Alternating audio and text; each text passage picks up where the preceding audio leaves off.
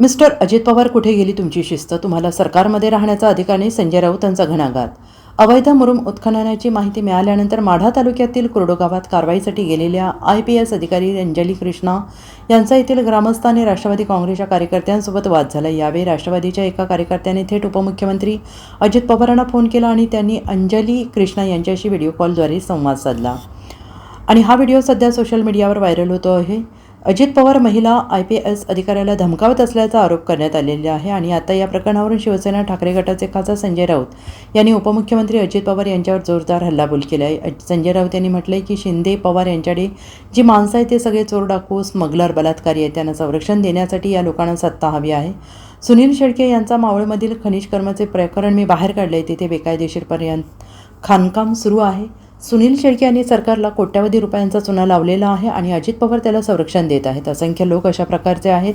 EDवाले, CBIवाले सगळे गोळा केलेले आहेत. 70,000 कोटी रुपयांचा सिंचन घोटाळ्यांचा आरोप मोदींनी त्यांच्यावर केलेला आहे. आता तुम्ही एका IPS अधिकाऱ्याला दम देत आहात आणि हे मोठे शिस्तबद्ध आहेत. मी बेशिस्त खपवून घेणार नाही असं ते बोलतात ना, मग हे काय आहे असं म्हणत त्यांनी उपमुख्यमंत्री अजित पवारांवर जोरदार हल्लाबोल केला आहे. बेकायदेशीर कृत्यानं त्यांना रोखण्यात आलं. आम्ही जे असं म्हणतो आहोत की शिंदे पवार ह्यांच्याकडे जी माणसं आहेत हे सगळे चोर, डाकू, स्मगलर आहेत, खुनी, बलात्कारी आहेत. त्यांना प्रोटेक्शन देणं, संरक्षण देणं हे यासाठी त्यांना सत्ता हवी आहे. सुनील शेळकेचं प्रकरण मी काढलं, बेकायदेशीर खनिज कर्माचं. कशी बेकायदेशीर तिथे खाणकाम सुरू आहे मावळ प्रांतामध्ये. त्यांचाच आमदार सुनील शेळके कोट्यवधी रुपयाचा चुना लावला सरकारला आणि अजित पवार त्याला संरक्षण देतात. असे असंख्य लोक आहेत. EDवाले, CBIवाले सगळे गोळा केलेले. 70,000 कोटीचा सिंचन घोटाळा आरोप मोदीने केला ह्यांच्यावरती.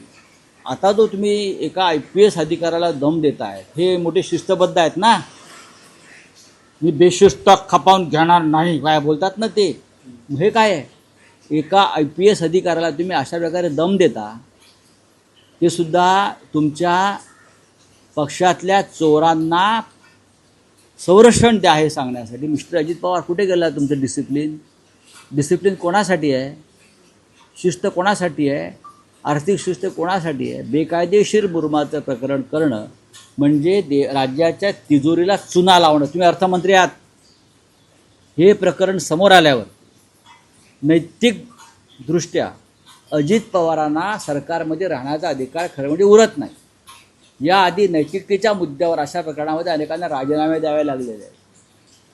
या राज्याचा उपमुख्यमंत्री म्हणून घेणारा माणूस IPS अधिकाऱ्याला बेकायदेशीर कामांना पाठिंबा द्या म्हणून सांगतो आहे.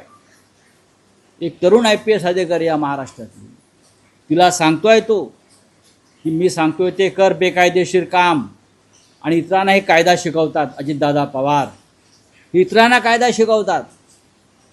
हे चालणार नाही, ते चालणार नाही, बघून घेईन, करून घेईन. तुम्ही काय करताय? तुम्ही सगळे चोरांचे सरदार आहात. तुम्ही महाराष्ट्र राज्य हे चोरांचं राज्य केलेलं आहे, एवढंच मी सांगतो. होट चोरी त्याच्यामध्ये आलीच, पण तुम्ही अख्खा महाराष्ट्र चोरताय आणि महाराष्ट्राचं उत्तम प्रशासनाला तुम्ही भ्रष्टाचाराची कीड लावताय आणि त्याला जबाबदार हे जे चाललंय ना काल, त्यांना लाज वाटली पाहिजे हो राज्याच्या मंत्र्यांना अशा प्रकारे उघडपणे फोन करणं दुसऱ्याच्या फोनवरून.